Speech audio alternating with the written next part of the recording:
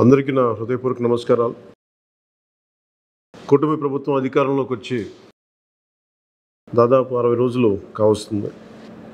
నేను పంచాయతీరాజ్ శాఖ, అటవీ శాఖ బాధ్యతలు స్వీకరించిన తర్వాత పంచాయతీ శాఖకు సంబంధించి చాలా రివ్యూలు చేశాం.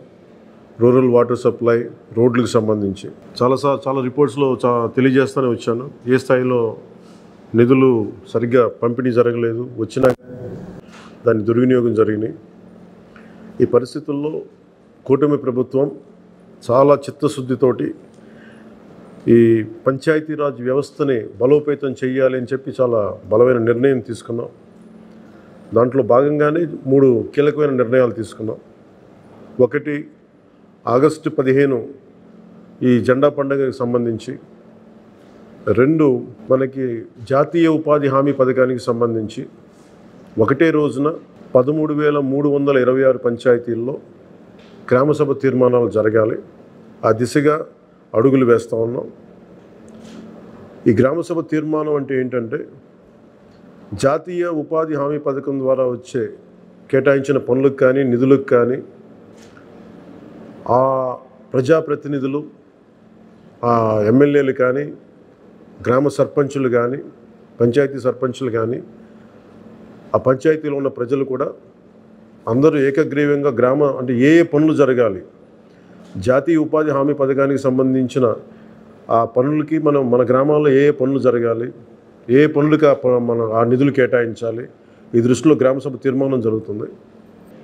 విడివిడిగా కాకుండా ఒకటే రోజున 13,326 పంచాయతీల్లో ఒకటే రోజున గ్రామసభ తీర్మానాలు జరగాలని కీలకంగా ఆదేశించడం అయినది.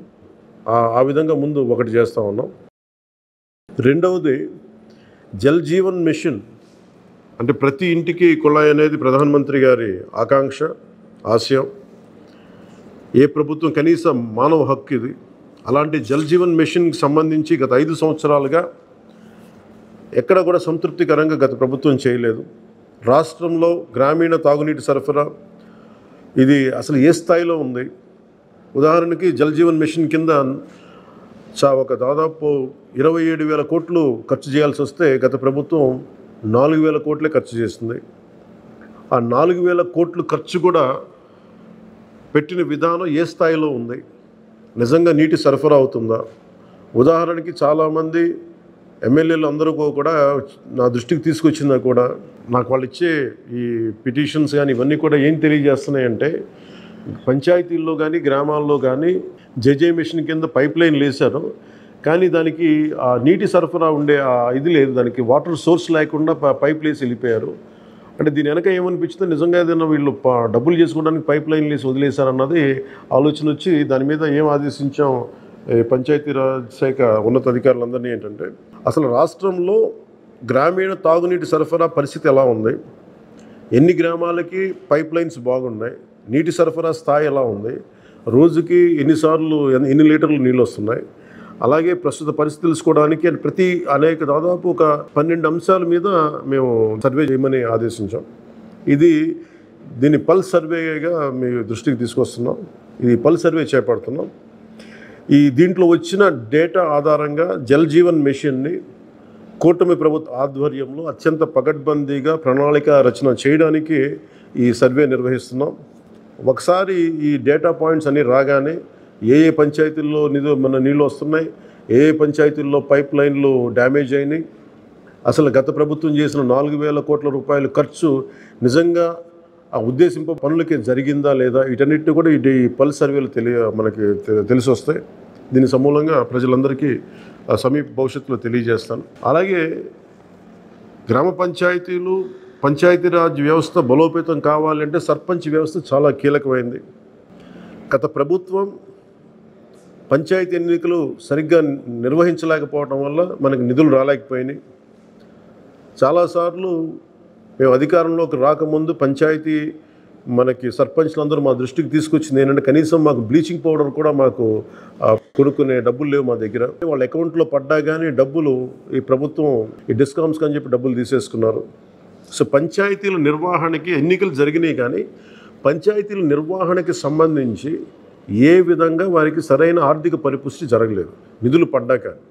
నిధుల దుర్వినియోగం జరిగింది, అది మీ అందరికీ తెలిసిందే. దానికి మరింత వివరంగా ఎప్పటికప్పుడు తెలియజేస్తాం. సో ముఖ్యంగా పంచాయతీరాజ్ వ్యవస్థని, సర్పంచ్ వ్యవస్థని బలోపేతం చేయాలన్నదే మా కూటమి ప్రభుత్వం తాలూకు ఆశయం, ఆకాంక్ష. దాంట్లో భాగంగా ఇప్పటిదాకా గత 30 సంవత్సరాలుగా, గత 1990 నుంచి ఇప్పటిదాకా ఎప్పుడు మన 15 ఆగస్టు పండగ జరపడానికి ఇప్పటిదాకా నిధులు ఇప్పుడు సమకూర్చలేదు. చాలా నామకే వాస్తే నామమాత్రంగా ప్రతి పంచాయతీకి, చిన్న పెద్ద పంచాయతీలకి 100 రూపాయలు, చిన్న పంచాయతీలకి, పెద్ద పంచాయతీలకి 250 రూపాయలు చొప్పున ఇచ్చేవారు.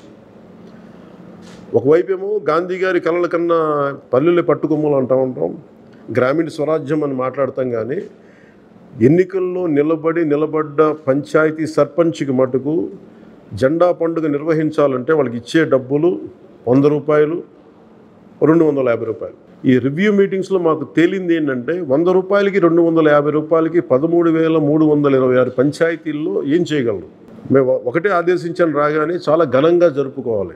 గాంధీ గారి ఈ గ్రామ స్వరాజ్యాన్ని నిజంగా మనం ముందుకు తీసుకెళ్లాలంటే ఆ స్టేట్మెంట్ చాలా బలంగా ఇవ్వాలి. 1994లో ఇచ్చిన జీవో 100 రూపాయలు, 250 రూపాయలు, ఒకటి స్వాతంత్ర దినోత్సవానికి, 2 గణతంత్ర దినోత్సవానికి, వాటిని పెంపొందించేలాగా, వాటిని పెంచేలాగా ఒక కీలకమైన నిర్ణయం తీసుకుంది ఈ కూటమి ప్రభుత్వం. ప్రతి ఒక్క పంచాయతీలో సర్పంచులు తలెత్తుకొని సగౌరవంగా జెండా వందనం చేసేలాగా రాష్ట్రంలోని ఎన్డీఏ ప్రభుత్వం నిర్ణయం తీసుకుంది. ఆగస్టు 15న స్వాతంత్ర దినోత్సవ వేడుకల నిర్వహణకు నిధులు కొరత లేకుండా చేశాం. చిన్న పంచాయతీలకి 10,000 రూపాయలు, మేజర్ పంచాయతీలకి 25,000 రూపాయల చొప్పున నిధులు సమకూరుస్తున్నాం. దానికోసమని జీవోను కూడా రిలీజ్ చేశాం. దీనిని పంచాయతీ సర్పంచులు దీన్ని పూర్తిగా సద్వినియోగం చేసుకోమని నేను విన్నవించుకుంటా ఉన్నాను. ఇప్పటి వరకు పంచాయతీలకి ఇంత పెద్ద స్థాయిలో ఆగస్టు 15, జనవరి 26 వేడుకలకు నిధులు ఇచ్చింది లేదు. 34 సంవత్సరాలుగా 1990 నుంచి ఈ మొత్తం ఇప్పటిదాకా పెంచలేదు. 34 సంవత్సరాలుగా ఈ పండగలకి, జెండా వందనం పండగ కానీ, గణతంత్ర దినోత్సవానికి కానీ 100 రూపాయలు, 200 రూపాయలు చొప్పున ఇచ్చేవాళ్ళు. ఈ మొత్తాన్ని గణనీయంగా పెంచాలని చెప్పి కూటమి ప్రభుత్వం నిర్ణయం తీసుకొని జీవో జారీ చేసింది. 13,326 పంచాయతీల్లో ఘనంగా, గౌరవంగా స్వాతంత్ర దినోత్సవ వేడుకలు సాగాలన్నదే మా కూటమి ప్రభుత్వం ఉద్దేశం. ఇప్పటి వరకు సర్పంచులు అతి స్వల్ప మొత్తాలతో వేడుకలను ఘనంగా చేయలేకపోయేవాళ్ళు. ఈ విషయం నా దృష్టికి వచ్చింది రివ్యూస్లో. దీనిపైన ఉన్నతాధికారులతో మాట్లాడి ఏ దశలోనూ ప్రజలు ఎన్నుకున్న సర్పంచుల ఆత్మగౌరవం తగ్గకుండా దేశంలో పవిత్రమైన 15 ఆగస్టు గణతంత్ర వేడుకలు గర్వంగా చేసుకునేలాగా, సగర్వంగా చేసుకునేలా చర్యలు తీసుకొని చాలా స్పష్టంగా ఆదేశాలు ఇచ్చాను. ఆ దిశగానే నిర్ణయం చేశాం. 5,000 లోపు ఉన్న జనాభా ఉన్న గ్రామాలకి 10,000 రూపాయలు, 5,000 పైబడ్డ జనాభా ఉన్న గ్రామాలకి 25,000 రూపాయల చొప్పున నిధులు అందిస్తాం.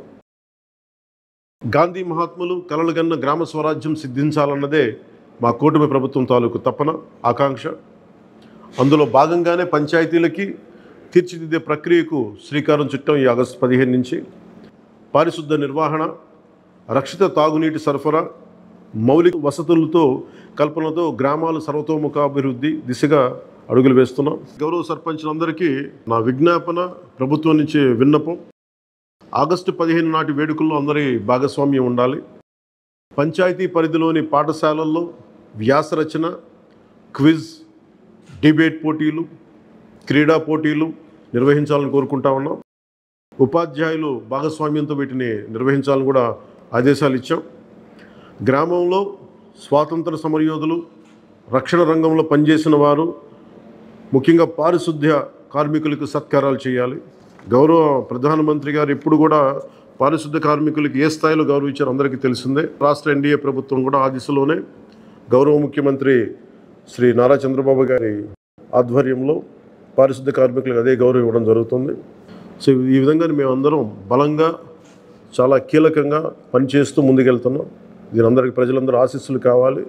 సర్పంచుల్ని, సర్పంచ్ వ్యవస్థని, పంచాయతీరాజ్ వ్యవస్థని బలోపేతం చేసే విధంగా ఈ ప్రభుత్వం ఉంటుందని మీ అందరికీ తెలియజేసుకుంటూ, ఒకే ఒక విన్నపం, ఇది పర్యావరణానికి పరిమితులకు లోబడి పర్యావరణం పరిరక్షించేలా ఈ పండుగ ఉండాలి. ప్లాస్టిక్ వాడటం కంటే కూడా జెండాలకి ఆల్టర్నేట్గా మన ముఖ్యంగా మన చేనేత జెండాలు ఏదైనా వాడండి. అలాగే ఇప్పుడు నేను పెట్టుకుంది కూడా పర్యావరణానికి హాని కలిగించింది. ఇది దీంట్లో సీడ్ ఉంటుంది, దీంట్లో ప్లాంట్ అని చెప్పి ఒక సంస్థ ఏదో ఉంది, వాళ్ళు ఇచ్చింది. మేము ఈ స్థాయిలో మీకు దొరికినంత దాంట్లో పర్యావరణాన్ని పరిరక్షించేలాగా ప్లాస్టిక్ మన జెండా పండుగ అని చెప్పి ప్లాస్టిక్ అంతా రోడ్ల మీద పడేస్తాం. అలా కాకుండా చాలా బాధ్యత తొందరగా జరుపుకోవాలి అని తెలియజేసుకుంటూ సెలవు తీసుకున్నాను. జై హింద్.